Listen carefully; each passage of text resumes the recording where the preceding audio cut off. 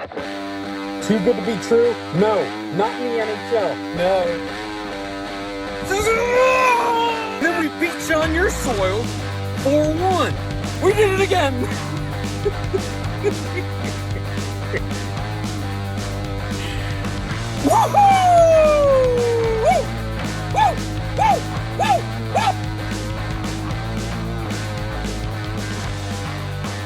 All right, here we are, witty mode early and often. It's been working, let's stick with it. Today is August 20th. Teams 11 and 12. Pushing along. The doubles we grind, the singles we focus. Today, one of the doubles, the first. Boo. Toronto Maple Leafs. So obviously the story is they lose Marner. If you look at their lineup, completely different lineup than they've had in years past. They secured Nyes. Nyes is a killer. He's a really good player. Big body in the middle. Gamer in the playoffs. He's with Matthews. We know what he does. Can he get back to his goal-scoring ways from 2 years ago? We're going to find out. I'll be honest. Michelli is a sneaky good pickup for Toronto. Didn't quite work out in Arizona. Utah. But had glimpses, had flashes of greatness of what he might be able to become. Still a young guy. Shoo, Matthews and Nye should help. We'll see. I got my eye on that point prop for sure. Michelli, as Biz likes to say. On the second, you got getting older and older by the year. Veteran piece, and then you slick Willie Nylander. Who knows what he's going to do? Those Swedes take the opinions seriously sometimes, and then other times they shake it off and just fly around the ice. It's beautiful. To be honest, the Leafs are going to go as far as Willie Nylander takes them now. I think he's their best player. No disrespect to Auston Matthews, because he might end up with the most goals in NHL history. But just from like a compete standpoint, an output standpoint, when Nylander balls, it seems like the Leafs go, at least in my brain. I love watching him play. Some new guys on this third line. Bobby McMahon, they still got. Biz loves him. He calls him, I think that's the guy he calls Bobby McDavid or something. Bobby McJesus. I don't know. But they got Nicholas Roy Waugh. Not sure how you pronounce that one, but he came over from Vegas.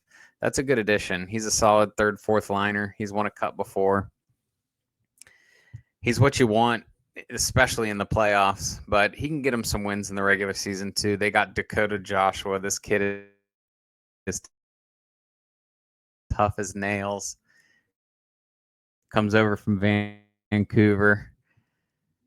That is a different looking third line, and I like the look of it just on paper. We'll see how they handle the expectations of Toronto fan base, but fourth line, don't even have to talk about. Although they got Scott Lawton, he's a good player. They got him midseason last year from Philly.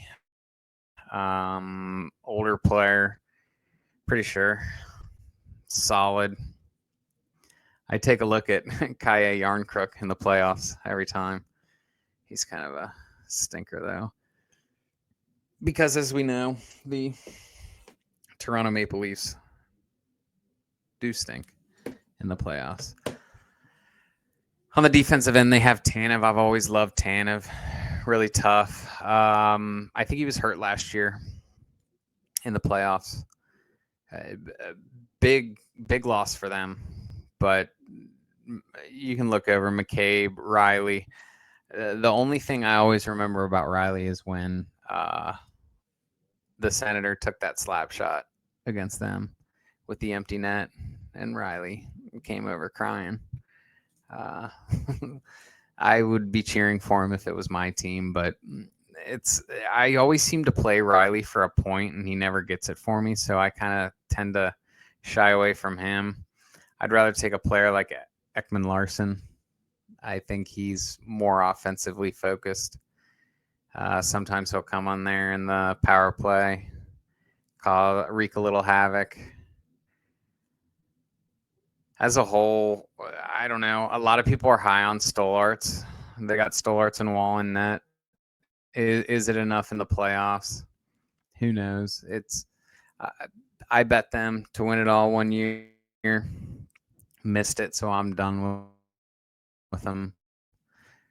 No more for me with the Toronto Maple Leafs. But last year, I was begging for him in the playoffs. My Senators faced him in the first round, and Toronto beat him in overtime, 3 games. So do with that info what you will. The second team I'm going to look at, not an exciting team. The number 1 over team from last year. Let me make sure I get this in the frame. It is, I was going to go shing, shing. The Pittsburgh Penguins. Although they stink, and when I say stink, I mean stink. You can do some things with this team. I'm going to tell you how. This is Malkin's last year as a Penguin. They've already came forward and said it. Does that mean that he balls out? I'm not sure. Does that mean that he finishes out this year and then retires? I would like to say probably not, but maybe. Does he play really good for the first half of the season, keep Sid around, and then they trade Malkin to give Sid some help for his last hurrah? I don't know. A lot of question marks here. While we're talking transactions, they're trying to get rid of Erik Karlsson. It didn't really work out. I thought it would work out fine here, but Karlsson's just not the player that he used to be in Ottawa that I fell in love with. He has glimpses still, but the consistency isn't there. He kind of gives up on D sometimes. That has to frustrate Penguins fans. Makes me happy as an over fan. But they got to do something with Karlsson. So, again, is Karlsson going to come out and just eat for the first 20 games? So some team does trade for him, does take on that money. I don't know. If he has just an average year and some team tries to acquire him, they're going to have to eat some of that contract or get Pittsburgh to eat some of it because he's not worth what he's making right now. Raquel, I'm a big fan of on the first line. You can use him. Anybody that plays with Sidney Crosby, you can use. My favorite guy on this team and a golden goose when you can get him is Brian Rust. When he gets into the minus 120s for a point, the minus 130s for a point, he's usually automatic for me. He plays hard. He's always in the stat sheet, it seems. So he's one of my favorite for this team. I've always loved Malkin in the past too. Crosby, I haven't used his over 1.5 points as much as I maybe should have last year. I don't know why. I guess it's because whenever I take the Penguins over, I just assume they're going to give up 12 goals, which sometimes happens. But my number 1 take of probably this NHL season is Sidney Crosby is going to go to the Colorado Avalanche. He's going to get traded there. Unless this team is kind of in the playoffs and stuff happens, Sid's going to ask out. Colorado made that trade with Columbus to free up some cap space. They have a ton of cap space right now. They're going to save that for the trade deadline. They're going to go get Sid. It's going to be Sid and McKinnon. And Colorado's going to win it all this year. No jinx. I don't have a lot to say about the rest of this lineup, to be honest. Tommy Novak, I know about from Nashville. He's pretty solid. He had a down year last year. I was always a Novak or an Evangelista guy for the Preds, but I became more of an Evangelista guy as time went on. Novak could look to revitalize something here in Pittsburgh, though. Who knows? I mean, this Rucker McGorty guy, people are high on him. He might ball out. This Justin Brazeau guy I've heard of. This Monta guy came over from New York.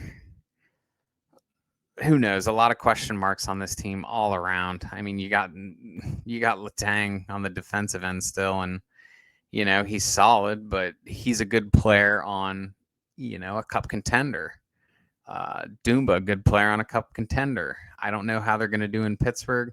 I definitely don't know what they're going to do in net because they still have Jari, and I guess they got Shilovs from Vancouver. But I'm looking at this team strictly overs this year. I think Pittsburgh can be another cash cow. As long as they have these players and these weird lineups, I think that they can probably get at least 2 in the games that we need them to. And then, when they're in a good spot, I think you can take them to just kind of play like a 5-4 game against a Calgary, a San Jose, a Chicago. Other than that, I like Rusty. Crosby to the Avs. No Jinx. See you guys on Friday. Too good to be true? No, not in the NHL. No. Then we beat you on your soil 4-1. We did it again.